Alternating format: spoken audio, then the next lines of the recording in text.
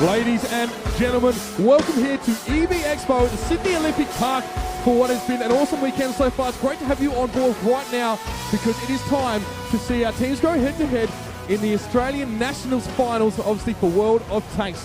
These guys, 4 teams have come through the qualifiers. 4 teams have come to this stage to play for the big money and for a shot at the World Cyber Games in China.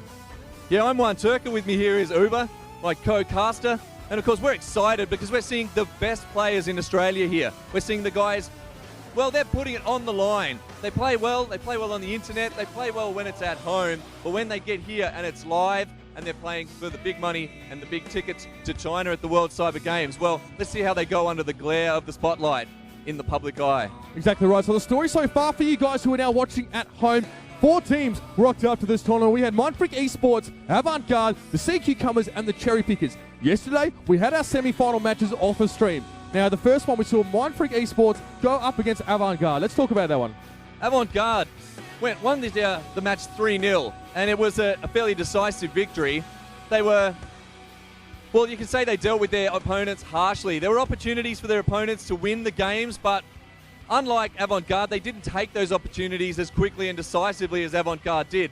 And Avant-Garde surgically dealt with their opponent, and yeah, a 3-0 win. Big time. And, MindFreak obviously had time to think about that and sort of come back. And, of course, our second game of the day, we saw the Sea Cucumbers go up against the Cherry Pickers. Now, both teams were touted very highly. We had great expectations of both of them, but it was definitely Sea Cucumbers who turned up on the day. They were on fire, they were dynamic, they were fluid, and they were intuitive. And they really sort of poked and pulled the Cherry Pickers out of their hidey holes and really made it hard for them. They took a very, very solid 3-0 victory. But where are we at right now? Day 2, of course, of the World of Tanks National Finals here at EB Expo. There's still a lot more to come. What are we looking at? Well, we're looking at the third place playoff. Of course, the guys are still playing for prizes, but they're playing for pride. They want to show that they deserve their spots here. And, of course, both of them are very competent teams. They're still going to finish in the top 4 in Australia, and that's nothing to be sneezed at. No, definitely. A big deal for these guys. Pride is on the line. Bit of prize money as well. So these guys still want to make this match for third place count. Okay, so it is time to introduce our competitors for this game. First up, I'd like to welcome to the stage MindFreak eSports.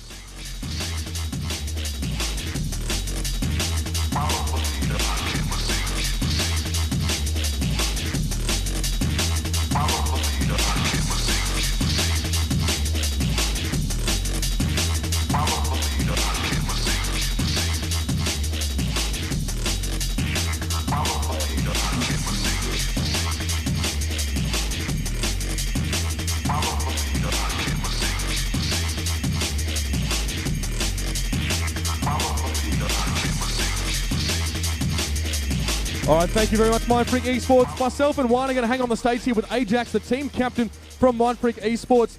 Now, Ajax, you boys, some of you guys have come a long way to be here. And I guess yesterday, definitely, you guys were probably a little bit disappointed with the result. Tell me, you guys would have gone back to your hotel and sort of relax and maybe have a think about the day. But let's not harp on that. Let's think about what you're bringing into today's match against the Cherry Pickers. Did you guys notice there were any issues yesterday, and how have you tried to correct them? Look, a big thing with us yesterday is probably our reaction times. We were very slow with reacting, and Avant-Garde really capitalised on the situation and just punished us for us. So, today we're coming in with a different attitude. The special tactics will be back. It'll be better. It'll be bigger, and hopefully at the end of the day we can just do our best and impress the crowd. Yeah. Obviously, you would have watched the other game in the afternoon. You would have seen the tactics employed by both teams there, and maybe perhaps the flaws that were obvious in the opponent that you have today. I'm not necessarily asking you to give away any tactics, but you saw some things that perhaps piqued your interest? Look, not really at this level. It's really hard to gauge. It's game by game. It depends on the map. Look, there's a lot of factors, and I'm not going to put the Cherry Pickers down at all because, I've got a lot of respect for them, and same with the boys. So, look, we'll just see what happens, and, the boys will put their all in, and, hopefully I don't have to yell and scream too loud at them. Fair enough.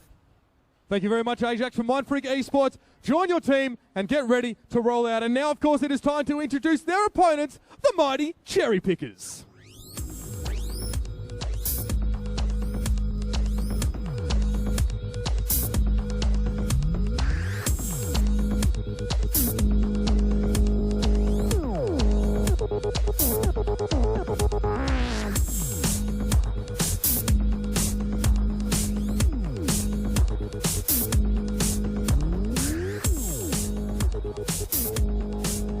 Thank you very much, Jen. We're going to have Chapo join us centre stage for a bit of a yarn, of course, the captain from the Cherry Pickers. Chapo, thanks for joining us again. Now, yesterday, was it a result that you expected? Obviously, no one comes out to an event like this and expects, obviously, to go down sort of 3-0. But, what happened to you guys there? Because it seems like you were definitely struggling with your cohesion a little bit. You guys getting quite split up, and generally it seemed like you struggled to really get into the game. We tried a few tactics. They didn't sort of pan out how we wanted. We got sort of stuck in a position that we didn't want to be in. We tried to move it, and we just got outplayed really. So the CQ Guns are great guys. So the result wasn't what we wanted, but we tried. You definitely have a reputation there when we look at some of the players on your team. Bit of an all-star team. And you're feeling confident today that you'll be able to come out and perhaps put the hammer down on MindFreak? Well, the pressure's not really on us. We came in as the underdogs, so I think the pressure's on MindFreak, which plays into us or our sort of ball court, really. So, we should be fine. Looking forward to it. All right, thank you very much, Chapo. You can join your teammates now, ladies and gentlemen. We are about to get into it. Obviously, it's going to be MindFreak eSports going up against the Cherry Pickers. Now, these guys are no strangers to being up on stage, but I'm sure they've got some nerves they want to deal with and get used to it. What we want to do is we want to hear you guys give out their support for these two teams. So we've got two of these wireless mouses here we want to give out, and all you guys need to do is cheer for your favourite team. So on the count of 3, I want to hear you guys to cheer for the Cherry Pickers. Who wants to hear the Cherry Pickers win it? Man, that sounded good. Yeah, there you go. Who wants to see MindFreak win it? These guys are very keen down the front here. Grab yourself a mouse. Thanks very much, Jesus.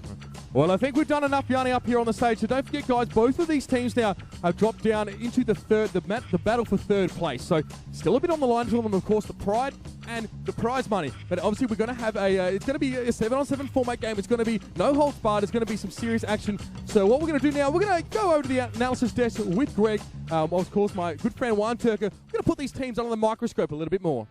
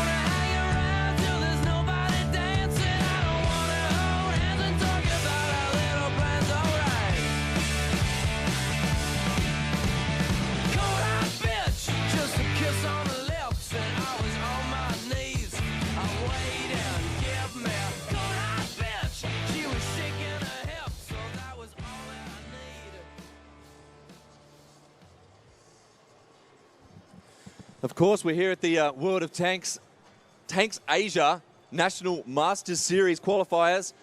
And as we've said earlier, these guys are playing for tickets to the World Cyber Games. Completely supported, no cost to the players. They're going professional. These guys are playing for prize money and a chance to go to what is effectively the Olympics of video games. Not too many games get selected to be represented at the World Cyber Games. World of Tanks is on board for the first time this year. And these guys are playing for, well, what is a really potentially lucrative prize pool, fame and glory, and yeah, get your name up in lights. And there's no reason why later on you guys don't get down the back in the demo booths, get on board, get an account, get involved, and get yourself up here one day, have your shot at stardom. Exactly right, and this game is very important for these two teams. As I've sort of reiterated a couple of times, there is a reasonable amount on the line for them. it's pride. And as the Cherry Pickers did say, they feel like the pressure is on MindFreak. A lot of people sort of tout them as favourites going into this game. They've had some strong performances. Of course, they even made it into the Challenge Series for the Tanks Asia Masters Series. So these guys, you know, they're not pushovers, and MindFreak were expected to definitely perform here. The draw wasn't easy for anyone. Let's be honest. Like everyone, like Avant-Garde, you know, were definitely prepared going into the game. They respected what MindFreak had, and I think MindFreak did as well. But they, you know, weren't quite prepared. And I guess, you know, it was much the same on the side of the Sea Cucumbers and the Cherry Pickers, wasn't it?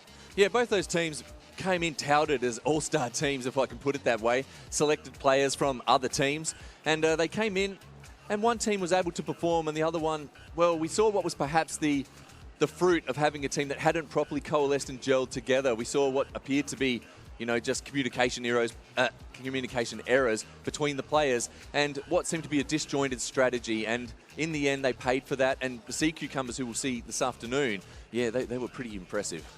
That's right. So let's have a look at these teams a little bit more. Let's break it down. So, you know, on the side of MindFreak eSports here, you know, we've got 7 players that have played together for a fair while now. Obviously, the captain being Ajax, you know, been around for quite some time. He used to Ajax live. He actually started the Clan Fury and now actually found himself back in it. Was the captain of the team over at Supernova, you know, of Thunder. Right. So obviously, Deer Hunter 66 is the current leader of Fury. All right, Smash It obviously was brought in from Thunder. Actually, a newer player. He's the dedicated T1 player for MindFreak eSports, and this guy really knows what he's doing. You'll see him in action as well. Yeah. So Vindicare from Fury. Sweetbreads is about 40k games, so definitely the veteran of MindFreak eSports. We've got Joke and Boozer as well. So yeah, a very well-rounded lineup. I'd like to think these guys definitely, you know, they know their way around the battlefield, and I feel like, you know, they'll be coming in fairly strong. So, you know, that's enough about MindFreak. Now let's have a look at the Cherry Pickers. The Cherry Pickers, as we said, they're a bit of an all-star team. They've got players from a few different clans, as some of the groups have here. Of course, we've got Chapo up the top. He's an impressive player in his own right. The rest of the team there, we've got Hermitech, Trozoz, McMole. McMole will be flying around in the scout tanks. He likes to get out and amongst it and dodge a few shells from the heavies. We've got Paul Smith there, of course, and Top Shelf. And Nugster, well, didn't have a great day yesterday, but he'll be keen to atone for that today, I'm sure, as most of their players will be. Exactly right. And yeah, this is their chance to do it. We're going to be on the map of Himmelsdorf to start with. Yeah. You know, so definitely that densely populated map we just saw. Yeah. Now, I feel like the tank picks have already been sorted out, by the way. So they were done before the game started. And I am interested definitely to see, you know, how these guys go on this one. MindFreak, they feel like they're confident on the city maps. I know this. We saw at Supernova they were very confident on Himmelsdorf. They love to flank. They love to get around the side of people and, you know, use those tanks to really close the gap and gain that local supremacy as well. 3 versus 2, 2 versus 1. It doesn't matter. They take the auto loaders and they take the numbers advantage and they quickly take the enemy guns out of the game. So I'll be interested to see that from them as well. And the tank picks as well, if you think about it. So MindFreak are taking a T1, 2 IS3s and 3 5100s. Very, very telling and very, very, you know, not standard, but definitely strong on this kind of map. Yeah, well, the autoloader tanks, the 5100s, you don't really want it to bump into a bunch of those guys coming around the corner. They're going to hit you hard, they're going to hit you heavy, and they're going to hit you fast. All those tanks with 6-shot autoloaders able to unload their entire magazine in 18 seconds. And that's up to 1,800 potential damage points that they're going to hit you with. Exactly. Sure, they got a big load time after that, and you have to play very tactically. But if you hit a pack of those tanks coming around the corner, you're in trouble. Exactly right. So I expect, you know, and we'll look at the picks here from the Cherry Pickers as well. They've gone with 2 IS3s, 2 5100s, and they've taken a T32.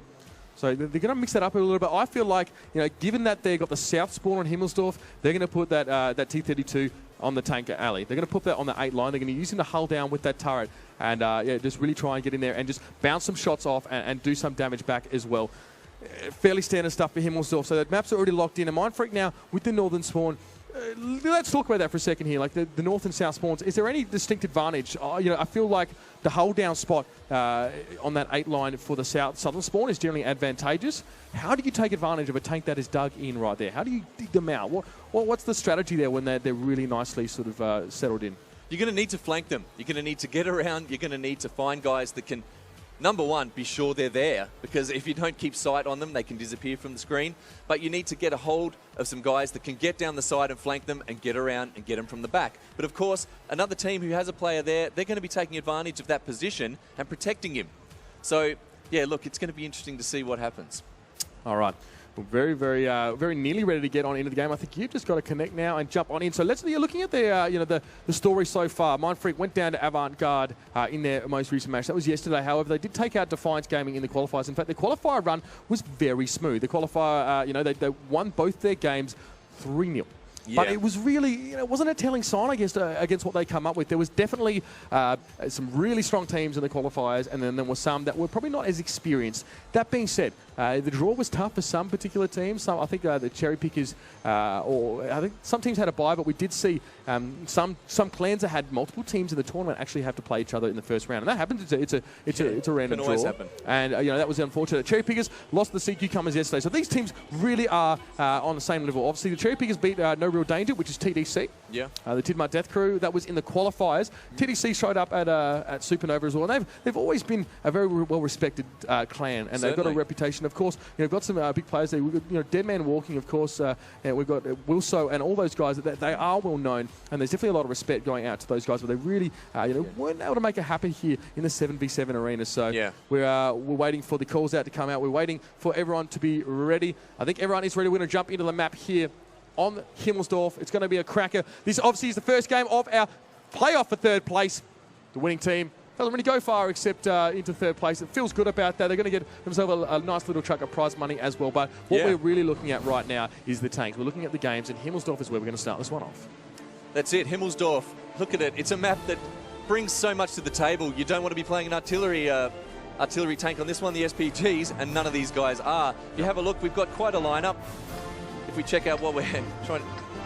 It's all right. So, of course... sorry about that. It's all right. We're looking at our lineups here. As I did say, we've got, obviously, the two 5100s, two IS3s on T32 for on the side of the cherry pickers. And on MindFreak, it's just three 5100s and two IS3s. So very similar lineups here. And straight away, Avant-Garde here seem like they know exactly where they're headed. In fact, I can show you right now, looks like both teams actually heading from 3-line. This could head for a very early and explosive confrontation. Yeah, it looks like we may not be in for a long game as we watch these guys both heading for the 3-line. See Ajax leading the crew, and they're sitting up a long way down the back. They're going to use that long sight line down the 3-line and see if they can't make early contact and some shots. But they have got a scout heading into the center of the map, Boozer, in the T1, and he's going to try and get them some eyes. So they've got someone to shoot at.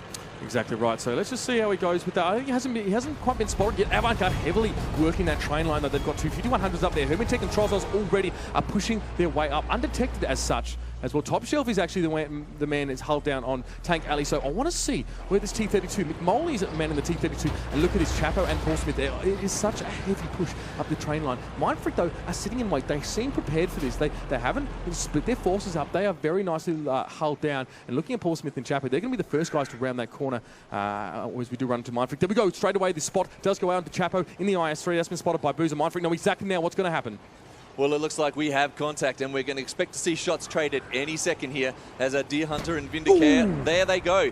The guys, Paul Smith and Chapo, hadn't seen them as they went past, and they have moved themselves into a little bit of a trap there. But, of course, Deer Hunter and Vindicare aren't really keen to get out because they don't know where Hermit Tech is.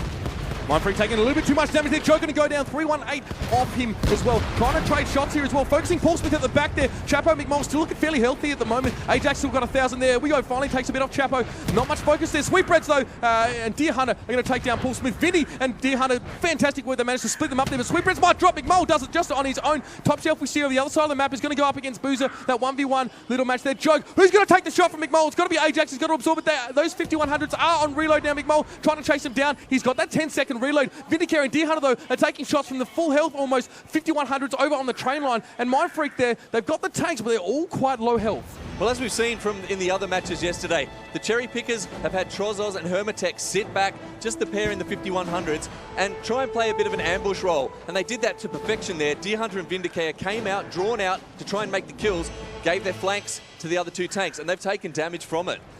Exactly right, but now look at Vinny goes straight into McMullen, takes a bit of damage, Vinny didn't even take a shot as he pushed in. Didn't manage to get the track down to McMullen, but look, both of them are fired. The T32 still going to have a shot. He wants to try and get Vindicare just a little bit lower. He's missed Vindicare though, and the shot's going to go into McMullen in just a moment. He will have to drop. Surely they're going to decide who's going to take that kill. Doesn't really matter, but the capture is on. MindFreak has got a T1 sitting on top of Avant's base now. They've only got Trozos and Hermitech left. It so often happens that these two are the last men standing for, obviously for the side of the cherry pickers. Always, sorry, I see Ava, and I get confused here. But now they have to pull back. Hermitech taking so much damage on the retreat. I'll tell you what, Cherry Pickers are in deep trouble. Yeah, MindFreak in the blue. They're playing a nice strategy. They didn't get drawn into what could have been a trap for them there out on the train lines. They sat back, they let the other team have the train line, and they came in and closed the gate on a couple of tanks and killed them. And of course now we've got Boozer down there. He started the cap, and at 84 points gone, it's looking pretty good for MindFreak. That's right. He's drawn Hermitech straight back onto the base now. Hermitech always running to both T1s, having a little bit of a party there. Hermitech taking some damage, and they're going to smash it. Says, come on, I'm going to try and take you on here. Trozos still looking fairly healthy though up as we look here at the train line. Vindicare and Deer Hunter, I think Trozos is on reload. That might be the problem here. I think he's in deep trouble. There we go. MindFreak clinically taking them out now. Hermitech, last man standing for the Cherry Pickers. He's coming off his base capture. MindFreak still with 3 tanks in hand. If Hermitech gets loaded, and he can do this, if he tries to take advantage of maybe his invisibility at the current moment, or maybe some hull down. All of those tanks I'm seeing, the IS-3, 5100, the other IS-3 from MindFreak, they're all fairly low. I don't think they're all one-shots. I think one of those IS-3's got a little bit more health, but Hermitech actually, he's going to get out of dodge. And MindFreak look like they're going for the cap. Yeah, well, Hermitech, he's got a nice tank that he's driving there, but has he got enough to get rid of all these guys? I don't know if he'd have enough in that magazine, and that would leave him vulnerable for a long period of time. When you're dealing with 3 tanks, someone is going to take you out. So, yeah, it's looking pretty good here for MindFreak as Deer Hunter, Ajax, and Vindicare roll in on the cap. And with 3 tanks, it should progress pretty quickly. Will he try and reset that cap, or will he try and cap himself? Probably not. It doesn't matter. MindFreak are going to sit 3 of them on the cap, or maybe just 2 and send 1 hunting for Hermitech. They know he's a one-shot. Hermitech will be loaded right now, so there is a possibility. If he gets the first shot and manages to somehow bounce another shot, no, Ajax does not miss. Well, not today anyway. So MindFreak there are going to take that first match, and very well done to them as well. Deer Hunter with a bit of a fist pump. He'd be happy with that one. Himmelsdorf is a good map for MindFreak, as I said, and we saw what happened there when, Chapo, I think Paul Smith and Nugster pushed up in those, we saw the T-32 come up with them and the 2 IS-3s. Yeah. Straight away, Vindicare and Deer Hunter came around behind them. Textbook flanking, textbook, local supremacy.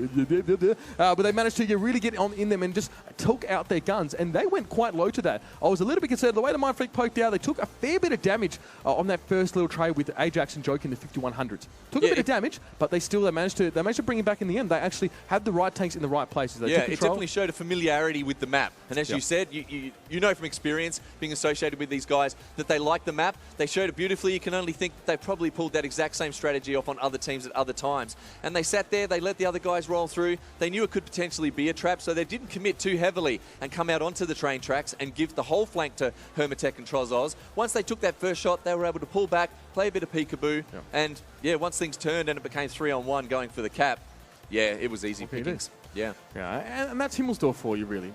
If it's not a big map, but it is a little bit hard to traverse quickly because of those winding streets. And you got to take 5100s, you do have that mobility factor there. And I like the 5100 pick, obviously, for both teams, and it's pretty standard, it's expected. The T32 pick, though, I'm questioned somewhat from Cherry Pickers there. I'm not really sure what role it was supposed to fulfill, because they didn't play that defensive. And as Chapo said earlier on, I think I spoke to him early on, he said, we don't want to camp.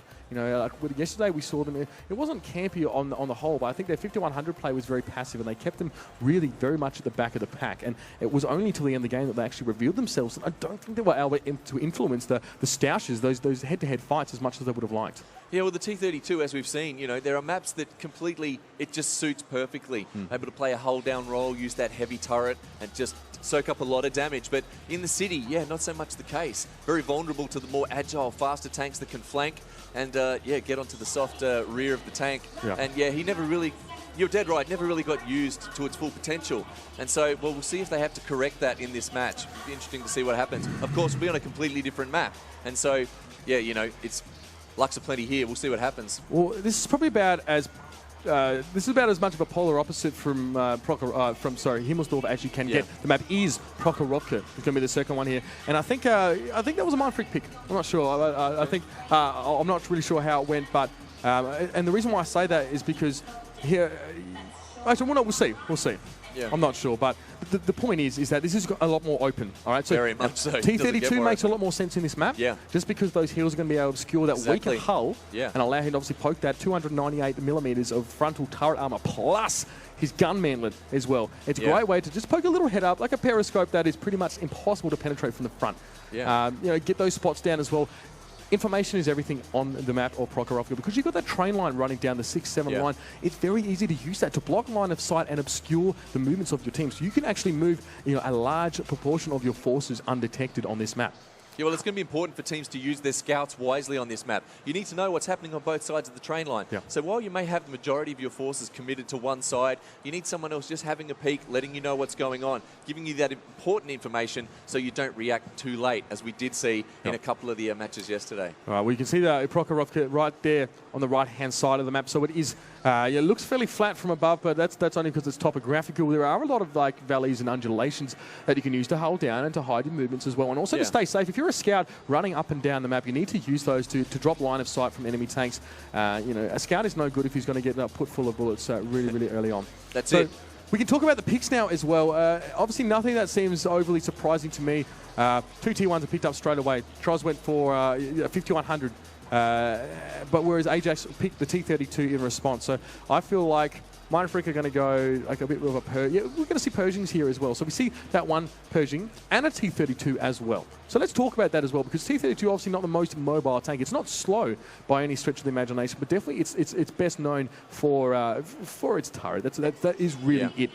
Its ability to actually just be a beacon of intelligence gathering that is hard. It's like a lighthouse that you can't bust through. He just sits there and goes, "Oh, I can see you guys," and you can't do anything about it. Yeah. But how's that work now? Because we see the Pershing in to supplement that. Why is the Pershing so valued here? The Pershing has just incredible sight. The Pershing has the ability to see a lot further than a lot of tanks in the game. Of course, not every tank crew can see almost out to infinity, as it were, but of course the Pershing sees a long way. It's going to provide valuable intelligence. So between the T32 being able to play periscope, as you said, but of course a periscope pointing a whopping big gun at you, he's going to take control, be able to control one area of the map, and the Pershing going to get line of sight at other places and provide intelligence for those 3 very small, very fast auto-loading tanks, the AMX 1390 and the T69s to take advantage of. Okay, so looking at the teams on paper right next to each other, we've got 3090, only one 3090 for MindFreak here, 2 being picked up for the cherry pickers here. So not a great surprise to me. And this is fairly similar to what they did, but I'm not seeing a T69. I actually used a T69 yesterday, whereas MindFreak now have taken 2 T69s, a 32, a 3090, and a Pershing. So it's not a super fast composition here. The 3090 really is the only tank that boasts that speed and mobility, and Ajax is going to be the man in that tank there. And he does like to play that tank. He can be a commander as well. He can make those calls somewhat easier if he's sort of roaming around the battle. So Hermitech now finally joining us here in the lobby. Now obviously we can see that 5100, so 2 5100s being picked up for the cherry pickers. So I'll be interested to see now how that goes for them and how that plays through. I think they did this yesterday as well. What they kind of did was camp a little bit, though. I'll be honest with you. Hermitech and Troz, I don't really think that was the intent. I think something may have gone wrong, and they kind of got split off, and maybe they were a little bit paralysed, but they were sitting sort of off in the middle of nowhere and actually got completely baited out by Comics. We saw Comics come up in the 3090. He was incredible. Yeah, Comics put one shot into McMole to give them the 8 tier point advantage there. He went down. Yeah. And Comics, all he did was jerk around the hull of McMole's 3090. He pulled Hermitech and Troz out from the tree line, and they got lit up by the rest of the sea cucumbers. It was very, very impressive. So the ready calls have come out. We are ready. So the map is going to be Prokhorovka, and it's going to be game 2 of this best of 5 series here. So obviously the battle for 3rd place. And a very important game as well. Cherry pickers need to pick this one up. They need to turn up today. They really need to make that difference. Whereas MindFreak now, they've got a lot to prove to the critics, because yesterday definitely wasn't an impressive game for them now. So it's going to be MindFreak eSports in the blue, and it's going to be the cherry pickers in the yellow. As we have a look at the MindFreak guys here, playing from the southern end of the map, and of course the train line on the right there. It'll be interesting to see where the scouts go. Do they commit all their forces to one side of the train line or the other, or will they split them up? You're unlikely to split your team up because, as we know, there's strength in numbers, and when you're running with a wolf pack of auto-loading tanks, it's important to stick together to bring that massive damage, that high intensity amount of damage in a short time to bear. Definitely. And I expect to see some very strong stuff here from the cherry pickers. They've got a lot of, it's a fairly star-studded lineup. You kind of know Chapo. Everyone knows Chapo. Everyone loves Chapo. He's obviously the forum admin, top bloke. Hermitech and Troz, of course, from Avon. We've also got, McMole's DPS. We've got ex-AAD players, Paul Smith, and we've got Panzer players as well. I think Top Shelf's the CEO there. So these guys know the scene. They've been around for quite some time now. And let's just see where they're going. The map is indicating we've got a lot of scouting being done here. The T1's moving into position, and we've got one heading towards right down the line, and obviously the other T1 is right behind him as well. Chapo doing what I expect. See, he's in the dead spot here. You can just get, there's just a little bit of an undulation there. You can see there a bit of a profile view. So Chapo can poke that just a bit by bit with that T32, and it's going to be very, very hard to hit. So that's definitely been staked out there. This spot here belongs to the cherry pickers. Very interesting, though, from MindFreak. They have gone the other side of the train line, but they've all taken the high ground up in the lower right-hand side of the map, which gives them a great view across the map. And, of course, we did see some contact there straight away from that. They got D-Hunter sitting in by the train line just to provide them instant intelligence as people poke up over the train line. But yeah, as of yet, we haven't really seen a lot of action. So, okay, Paul Smith took a hit there as he went to scout the right hand, the eastern side of the map, and did spot Ajax sitting on the top of the hill over at G0 on his 3090. You can see here, I can see everything that's going on, fortunately. So, MindFreak, what they've done here, they've committed fairly hard to one side of the map, but this time, they've left a contingency in place, and this is exactly what Avant did to them on steps. They're leaving a 5100, if I'm not mistaken, back to defend. I don't actually have MindFreak on my screen now, but I'll be able to see that. Anyway, they've left that heavy tank back as a contingency, and guess where Troz and Hermie are? Where they've always been. They sit up here on the one line, they camp it up, they stay hidden, and they come down and take shots when they have to. And Troz's now making a move here. Top shelf and Nugs, but they are actually all starting to push onto the cap here. They've noticed that MindFreak have committed. Have MindFreak overcommitted? That is the question one. Well, much the same as you've said there with the cherry pickers. MindFreak, they've started to push up that right-hand side, but just the same, they've left an insurance policy at the back. And what an insurance policy it is. It's Vindicare in the T32. He's waiting. He's got the train line that's going to give him the ability to just stick his head up but protect his hull. As we see shots starting to be traded down there on the cap. Nice shots work there from the high ground. But those two T1s go down first. Joke actually got a shot, I think, over from the top of the hill there from MindFreak. That's a long shot. We did see Smasher was sitting back in the corner there. So straight away, MindFreak have learned from yesterday. They're leaving some more contingency in place. However, I'm concerned about how far away those T69s are from the action. We can see Joke is sitting way up on that hill, and Sweetbreads as well. I've got Paul Smith here in the 1390 as he rolls through. But you can see MindFreak there on the hill. They're a long way from the capture zone. And I'm concerned now if the cherry pickers move there in numbers, will MindFreak be able to respond? Well, as we said, Vindicare's down there and he's waiting. He's in the T32 and he is unsighted. So until those guys are aware of his position, he is the trump card. He's a really big tank. He's looking around. He's covering the cap, but there's not really much action there for him. So, oh, there we go. Nonetheless, we're seeing the cherry pickers now. They're sort of staking that out a little bit.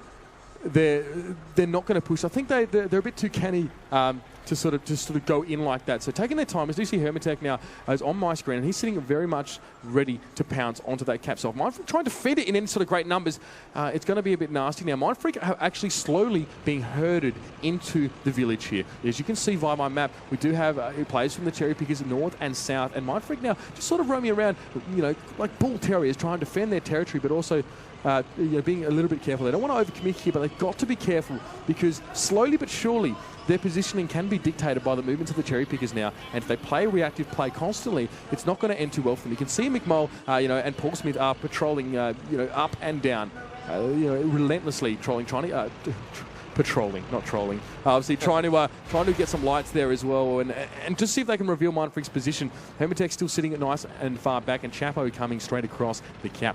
5 minutes and 30 seconds left. Vindicare going to take a poke now. AJ's going to come across as well. It's going to be a bit risky. Oh, Vindy gets slapped straight away, but Chapo tracked. He gets spun a little bit as well. AJ's going to have a crack. AJ's going a little bit low. MindFreak need to get here. Oh, nice work there. We do see Chapo hit the deck fairly early on in the piece. McMull and Paul Smith are a little bit caught out of the action there.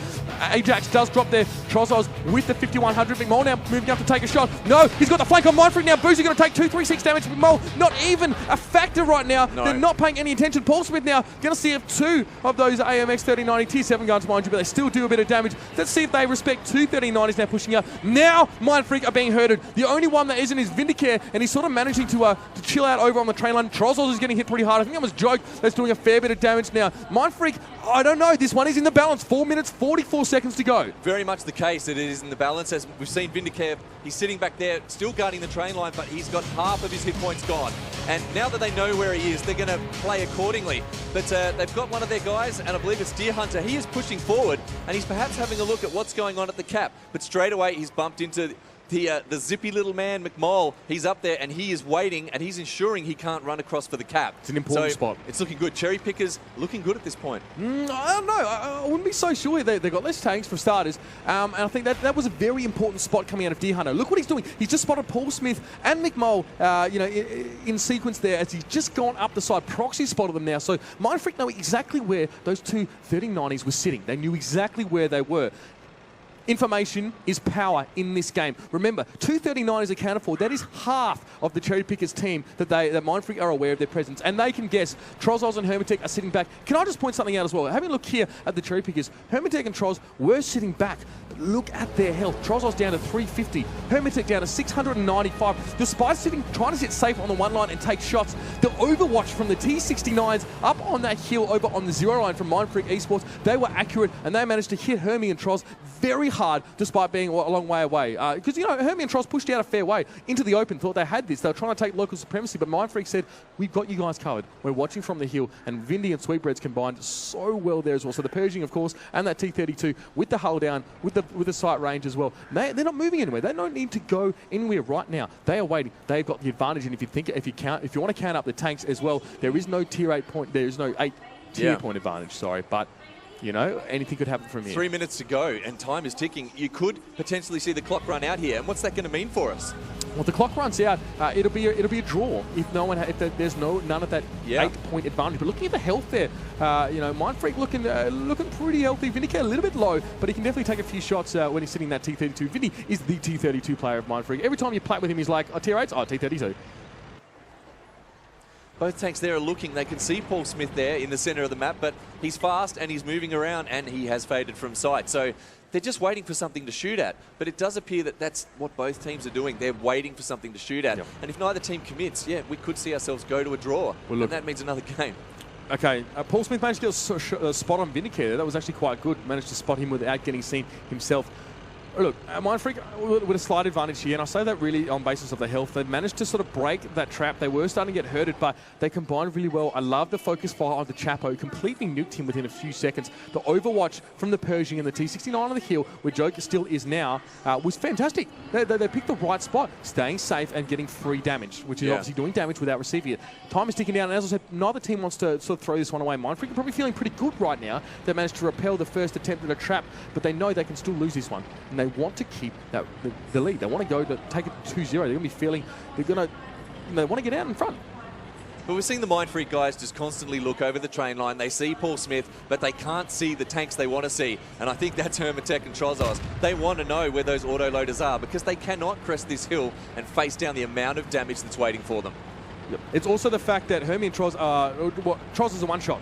With a high roll, Troz is a one-shot. And there, bam, 8 tier points gone. Yeah. MindFreak are all fairly healthy. No one on MindFreak except for Deer's a one-shot. He's a tier 1, so it doesn't matter. As long as MindFreak stay at T1 clear and manage to pick up that tier 8, they got it. They've got this game. So but Cherry Pickers know this. They know this. A minute left on Prokhorovka, and this play doesn't surprise me much. Sometimes the map does. Turn into a bit of a camp fest. I don't think they're both playing passive, but when you get those early engages that kind of fizzle out and no one gets a distinct advantage, there is definitely there's a serious lack of care factor for teams to try and go and get that 8. They want to take the risk. It's not worth it at this point. No, and particularly with both teams sitting at the 0-0, we don't see either team really keen to suddenly find themselves one down. And so they're probably both going to be happy to ride this one in and go to another game. I can't blame them. So it's going to be the same sides and the same tanks as well. Naturally, we expect some sort of different strategy. This is probably this is the second time we've seen this rollout coming out of the Cherry Pickers. We've definitely seen this. Troz and Hermie are definitely the 5100s. They'll have to sit on that one line now. And the way that this map works is if you sit too far apart, you can never spot each other unless you've got your scouts roaming through. But that being said, I've got to hand it to Cherry Pickers. They've still got McMullen and Paul Smith are still standing. MindFreak haven't gone for a mobility composition here. You see, they didn't have. They took the Pershing and the T32 as well as the 5000s, and the 69. So they weren't running super fast, super mobile, able to relocate, and that's why they almost got herded away as well.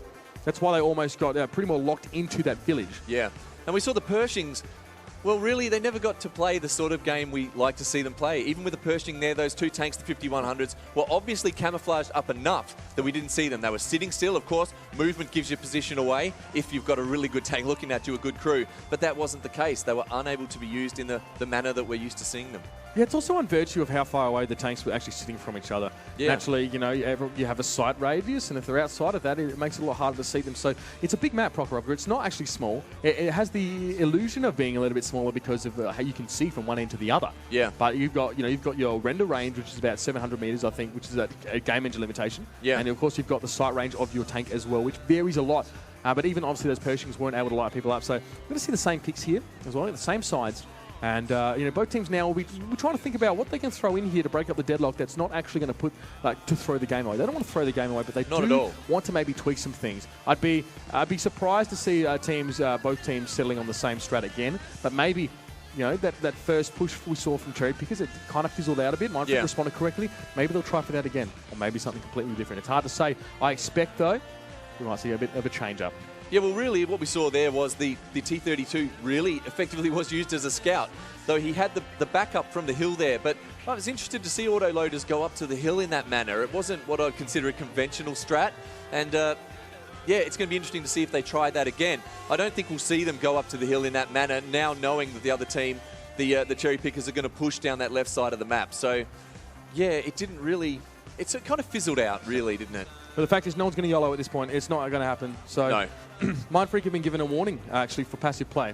Wow. So they've, so after that, I mean, and I think their team comp played into that a little bit as well. Yeah. I've never really thought of them as campers, and that might create a bit of controversy there. That cool, but passive player warning's gone out to MindFreak. So no one liked ever to be warned by the match referee, as it were, but it's happened. It's there.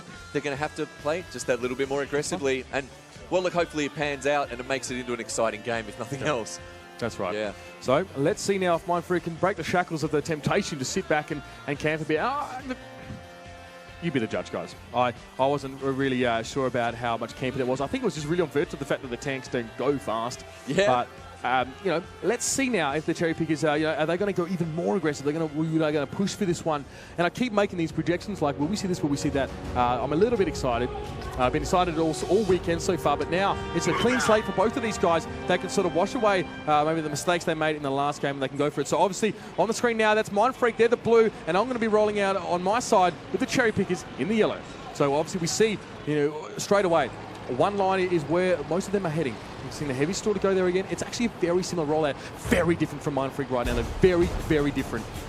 I think we're going to see a fight here, and we're going to see it very soon. MindFreak are pretty much heading dead ahead into the Cherry Pickers. As we see, they've got the AMX 1390. He's about to crest that center line and encounter. Yes, he's encountered the enemy, and he's seen Paul Smith and Chapo straight away. Nugster and McMole appearing on the map as well. And they've got Vindicare coming up the center, of course, in the T-32. He'll be able to play that hull down position there. We're going to see shots traded, and we're going to see it very soon. Of course, the autoloaders yet to be loaded just yet. They can't take a shot because they have that massive reload time at the start of the match. Vindicare picks off top shelf there in the T1.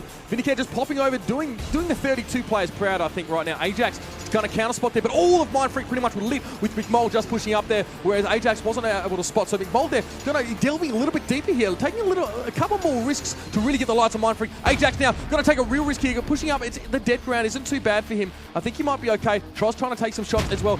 I think Ajax realizing that they're not getting the spots that they'd like to get. And Chapo now doing some serious work. Yeah, the combination of him and McMole just poking up just enough. Oh, Ajax gets double tap there, goes down to 5-4-5. And he's going to have to go lick his wounds for a little bit there. Definitely trade going in advantage of the Cherry Pickers, but they did lose their T1 in the process.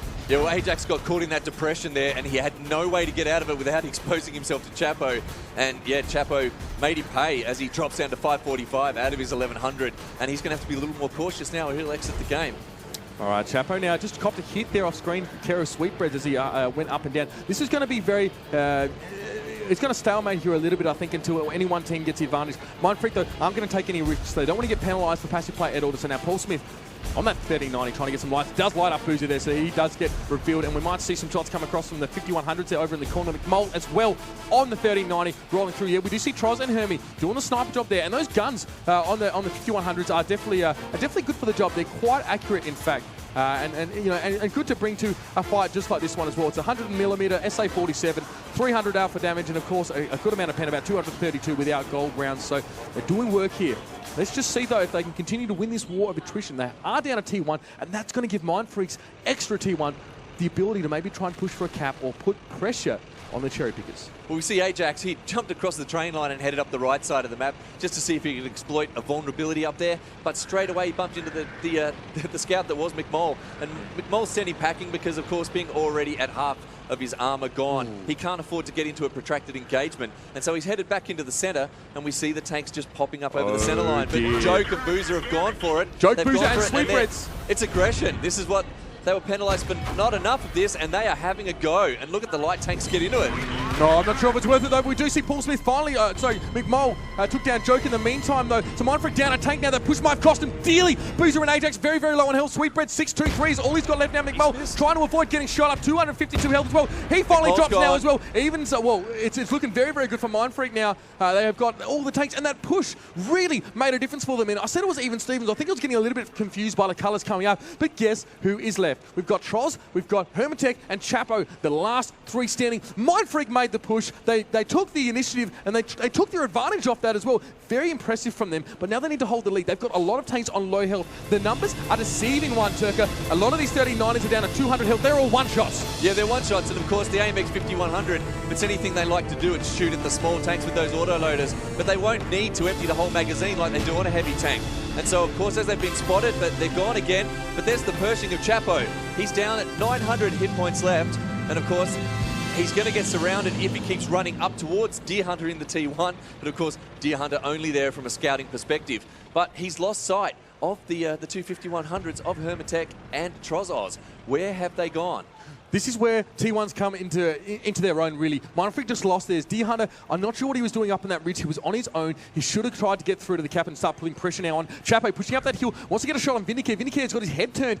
Taking free damage is the worst thing you can do right now. MindFreak don't have the health pools to really sustain them. Look at how low Boozers is gone. 129. Sweetbread's on 623 as well. Chapo's just trying to poke over that hill and get some shots on there. We can see Chapo on my screen in the middle of the map there on his Pershing with that Aussie flag on the side. He's just getting some poke on. Ajax is trying to keep him off. MindFreak now are trying to herd the cherry pickers away from their capture point. Ajax is a one-shot. Vindy doesn't have enough health to be too zealous there the way he pokes over. The problem here is that Hermitech and Troz are pretty much full health, and they've pretty much got full clips of autoloader shots. Well, you did say they were at full health, but they're not now. Hermitech's taken a bit of damage from Vindicare, and he's taken him down to 250 left. He is in a lot of trouble. He's not going to take a lot more part in this game if he keeps slugging it out with Vindicare. I think that was Vindy there as well, going head-to-head with him. Now, there's a good amount of penetration on the 100mm gun of the 5100, but you're trying to bash through a T-32's head with it. Exactly. It's not quite accurate enough to hit the commander's hatch from such range. And Vindicare used that perfectly to chunk down Hermitech. And Hermitech, I don't know if it's an ego thing or whatever, but he stood in forward for so long there. But guess what? The numbers are even, Steven. Chapo with 3 kills coming through now. Chapo's looking very, very good in that Pershing right now. He's just going to, again, try to crest the hill. Not enough health left on MindFreak right now. Vindicare is the only one revealed for them so far. 611 health. Hermitech's a one-shot for him, though. But Vinny needs to be very careful. If he turns his head, he can get shot in the side of the turret, and it's going to be all over for him. He only got a little bit of health. Sweetbread's now been spotted by Chapo. He's in the undulation, but Chapo, Sweetbreads can win that engagement with a full clip. Yeah. So I think the cherry pickers need to be very, very careful if they leave this 3090 of, Boozer as well, sorry if I'm not mistaken, has got a, is he on a 69? Is he? I'm not sure anyway. The point is, if they leave Boozer MindFreak, is in the 69. He's on the 69, so you have to be careful. You don't want to leave. Troz takes it there. Troz is getting slapped up. 3 hits on Trozos. Goes down to 385. He's going to bounce one off his back there. He's going to be able to get away. He's going to get tracked again, though. But do MindFreak have the shots to take him out? It's all about MindFreak right now. They are laying down the damage. No, Troz misses the shot on the Sweetbreads. Troz is a one-shot now as well. Hermitech and Troz going so low. Chapo, 954 health. MindFreak turned that around in a quick salvo of shots. And now the cherry pickers are scurrying to try and defend themselves. Vindicare takes down Hermitech. 2 tanks left now for the cherry pickers. MindFreak in the blue. It's all falling into place for them as we see Chapo. Oh, Sweetbread! Oh, there we go, the shot! Vindicare! It's all about Vindy right now. Chapo is going to take down Sweetbreads. The Ram left Sweetbreads with 7 health. Chapo with 4 kills. It's a 2v1 situation. Vindicare's managed to track down that T-32, and now it is time for Boozer to try and get some side shots on. They've got to go in this together. Boozer is a one-hit, though. He's got to be so careful. Chapo, though, He's got a fast reload time. He can actually do this. It's going to be so close. Wow, this is what a finish to this match. No. The complete antithesis of the previous matches. Chapo with 570 points. But if he can get a hit on Boozer, he goes 1v1. 70 points left. He can't hit him. Chapo, 77 health. It's Gets all taken over. in by Vindicare. Game 2. MindFreak Wow. eSports, and that is about as close as you get. No passive play here, ladies and gentlemen. That was clinically effective from MindFreak as well, but I've got to give it to Cherry Pickers, right? The start of that game, they played so well, but Vindicare with 2,473 damage on the T32, 4 kills, and Chapo did very well as well for the Cherry Pickers. He got 4 kills, but the amount of damage on that T32, he pretty much single-handedly took Hermitech down. Let's have a look at how many hits he got as well. Looking over at Vindicare, 11 penetrating hits. When you do it, when you get 11 hits straight through the armor, you know you're going to make a difference. Yeah, like you said, you know, you thought for a little while there if both Troz and Hermitech were able to stay there and be healthy, they still presented a real problem for him. But he was able to get up, he was able to dish damage and not take hits. He took the one hit that took him down to about nearly half health, but after that, he sat there and he's clinically picked them apart. From that position, hull down, he used his turret and he used it well. It's virtually impenetrable. And wow, that man, after that last match, that was exciting. We've both got smiles on our faces now. It was Chapo was just a bastion of strength there though for the Cherry Pickers. Yeah. You know, all they had to do, it's that the Pershing is an amazing take. I don't know why I haven't seen more of it. Yeah. You know, until recently. All he had to do, he did his job so well as well. He just popped up, popped back down, got shots, and then whenever you know the Cherry Pickers managed to turn the head of one of MindFreak's tanks, bam, Chapo's there doing damage. And yeah, you know, he got 4 kills for 1,800 odd damage. So you know that he's, you know, cherry picking a little bit, but I mean, he was a monster in that game. Vindicare, slow to start, took some free damage that I thought, oh, I don't know about this one as well. But you know, all of MindFreak were fortunate that you know, a lot of shots were missed. We saw those shots just start smashing into Trozos' side. Started hitting him so hard, and I think he didn't realize this was happening. Troz didn't get one shot in response. And all of MindFreak had trained their guns on him as well, so they managed to say hit it. And Troz, he freaked out, completely freaked out. Got tracked, he's like, crap, I need to shoot, and he missed the shot. And as well, and we saw Chapo miss 2 shots on Boozer as he pushed in there. So that was very much the Cherry Pickers game to win. They had it. I thought they had a real advantage there. Vindicare, so consistent, so solid as well. Very impressive from MindFreak, and looking like a very different team from yesterday.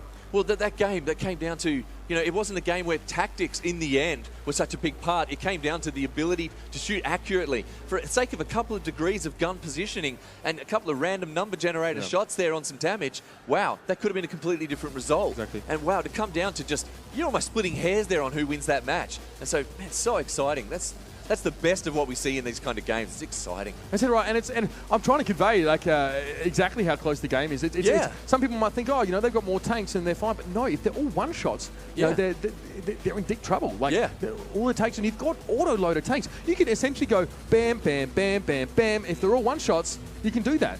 But at the end of the day, it's the amount of guns that is really important. It's the focus fire, and Trozos. Oh, and I felt bad for him as well because he was doing so well. He was holding solid, took barely any damage, did a fair bit as well, took some shots. Hermitech got a bit unlucky earlier on there, but man, he got completely nuked, and MindFreak just reactive play. They took their chance when it was presented to them now, and they go 2 up in this best of 5 series. Yeah, till late in the game, Troz was still at full health, and he had the opportunity to have a great influence on the outcome. And yeah, it almost looked like he was going to pull it off. But once he was sitting there face to face with the T32 of Vindicare, and he was having to just, you know, ping shots at that super, that almost impenetrable. It's almost as impenetrable as there are hulls at that level. Oh, I should say turrets at that level in the game. And he pinged away at that tier 8 turret, and he could not get through. And well, he also had Boozer sitting there shooting at the side, and we saw the result. It's more of a tier 10 turret, though. Let's be honest. Yeah, well, yeah, exactly right. It's pretty freaking OP, and 298 mils front armor. Throw a gun mantle on there, and you just troll all day long because you can't penetrate it. Yeah, he played it perfectly, didn't he, Vindicare? He played the exact position you want to see there. He was effectively a scout, a hard-hitting, stationary scout. And I think that was fantastic. I think Chapo did the same thing as well. I think on the trial of the Cherry Pickers, though, I question the Persian pick now. It was for mobility. And its head obviously isn't nearly as hard as the T32s as well. And there's quite a few differences in those tanks there. Like, you know, where do we start? But I think that the main point was that those guys were sort of, you know, carrying out the same role.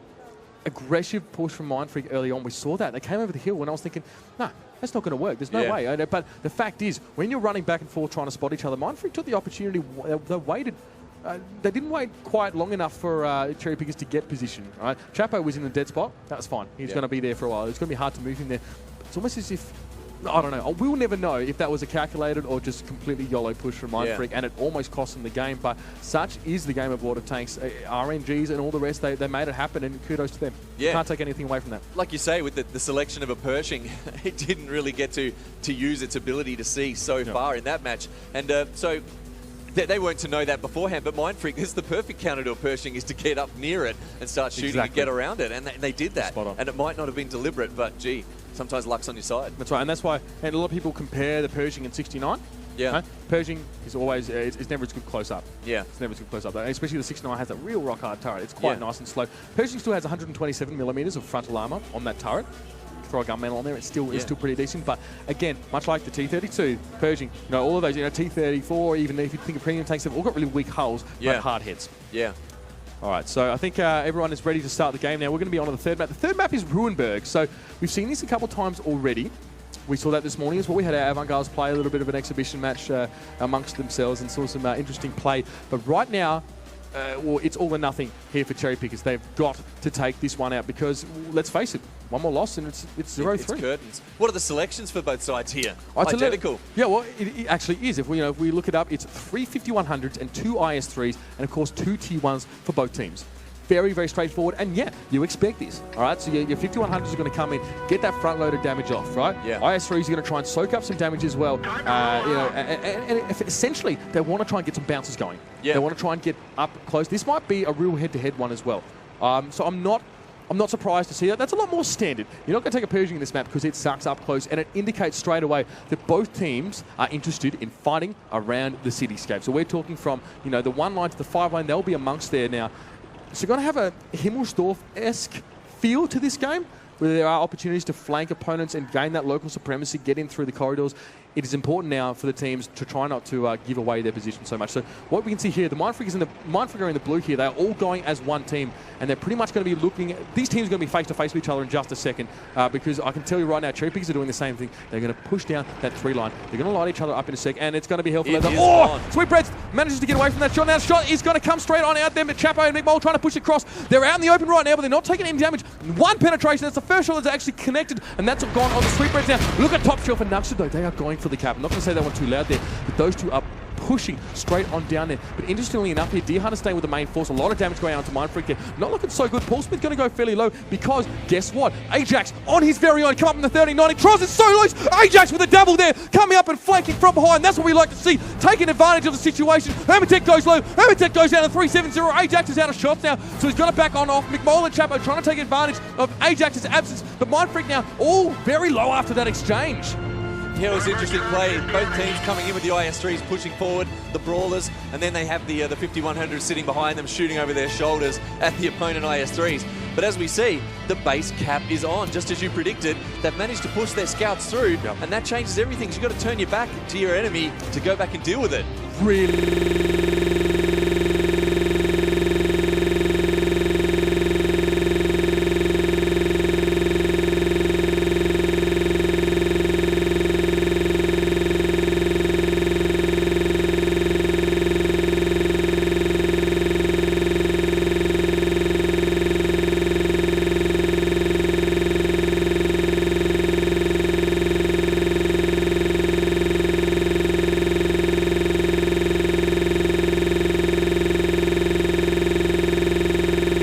Because if they get caught with their pants down, and Hermitech takes down Deer Hunter there in the meantime.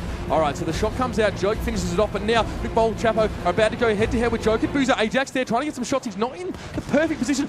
Straight around the corner, Big Bowl comes straight into Boozer. The shots come out, 394 on Boozer, 314 on Big Bowl. Big Bowl going down to 300 now, 285 off Big Bowl. Big Bowl so low, he's a one-shot. Chapo now, he's got to go up against 2 auto-loaders, 3 auto-loaders actually, 3 5100s. Chapo gets nuked. Hermitech trying to come around the back. It's him, he's the last man standing. MindFreak now 4 tanks strong up against the 1 of the Cherry Pickers. Looking very good for the boys in blue. Ajax is going to take it on. Here he is. He's at the corner. He's got Hermitech running.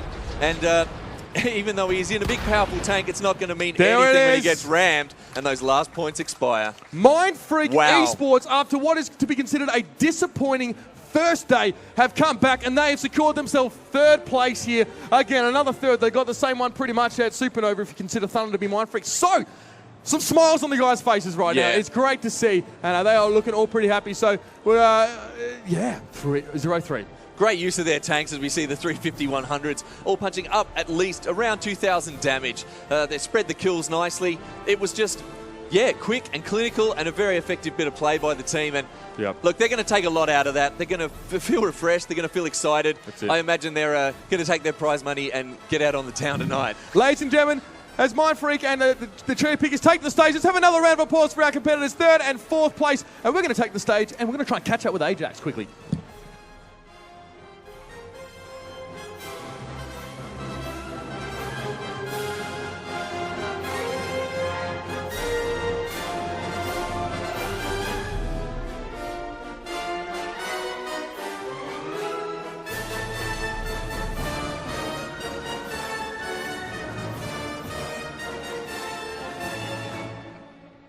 Well, fantastic work for both these teams. We're going to catch up with Ajax from MindFreak eSports here for a quick chat. And there's definitely a lot to talk about in those last 2 games, wasn't there? So as these guys sort of filter on out, we're going to take to the front of the stage here as I'm still surrounded, flanked by all these players. You can barely make me out of the crowd.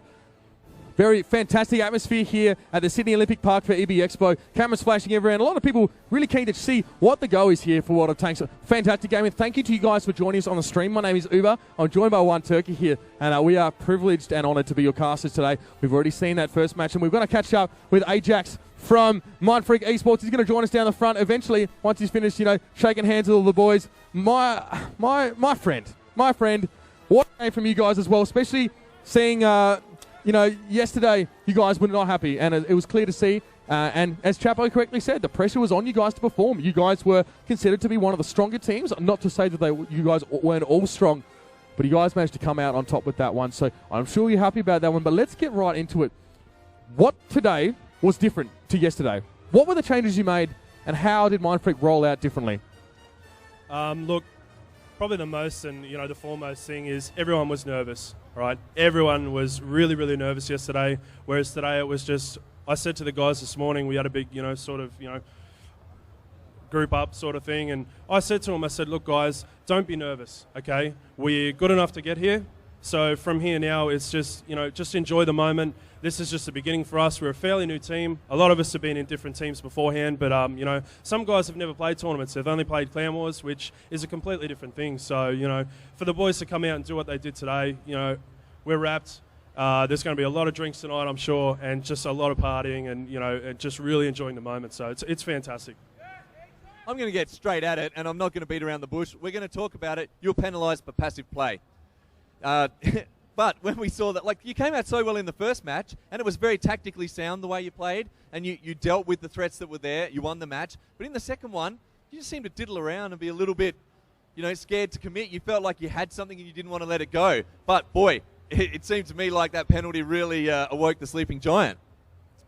Look, the second game, their positioning, the Cherry Pickers' positioning was fantastic. It countered what we thought. We got Prokhorovka south spawn, so I thought, look, the hill is a good advantage. You can leave a couple of guys on the hill, watch the cap, snipe the cap, things like that. And as you guys saw, we took out their T1s on the cap. We thought, right, this is looking good. But then as we started to move out, those guys spread out a lot and cut off our options. So we were pretty much stuck in the corner. Unless we were to push, then we just would have lost everything. So, look, it's one of those things. It's a harsh reality. Sometimes, I personally think that passive play is, it's on that grey area. But look, it made us pull our fingers out, so to speak. And, we just thought, all right, guys, we got to go for it. Otherwise, we're going to be out of it, and we're going to have no shot at all. So, go for it, you did, and we saw the result of that. Wow, just those last 2 matches was exciting. My heart's still pumping. Well, fantastic. Well, thank you so much for joining us here on stage, AJ. Go and celebrate with your mates. 3rd place, definitely not something to sniff at all. Another round of applause for MindFreak eSports and, of course, the Cherry Pickers. Yeah. Thanks, mate. Well, what a game. I don't know how I'm going to have a voice for the grand final later on today. I'll tell you what, it was intense, but there's so much more to come. I'm so pumped. I can't wipe the smile off my face. That was exciting play, especially those games that went right down to the wire, and we weren't sure where they were going to go. And as we've seen, MindFreak have come out victorious. But the Cherry Pickers, they'll go away from this, and they'll have a good look at perhaps, as we said, the coherent nature of their play wasn't really there, and they've got work to do. But they'll come back better for this. They'll gel, they'll get better, and we'll see them in the future. Spot on. Okay, guys, well, it's been fantastic work so far. We're going to be back for the Twilight session for our grand final. That is one you do not want to miss. It's going to be Avant-Garde going up against the Sea Cucumbers for a spot of the World Cyber Games, for a spot in Season 2 of the Tanks Asia Master Series, and for some serious bragging rights. Keep tuned on worldoftanks.asia as well for all the details about the stream scheduling. That's where you want to be for all your social media updates as well. Thank you guys for joining us so far. Thank you guys at the event for being a fantastic crowd. But we will be live later on today with the grand final. We'll see you soon.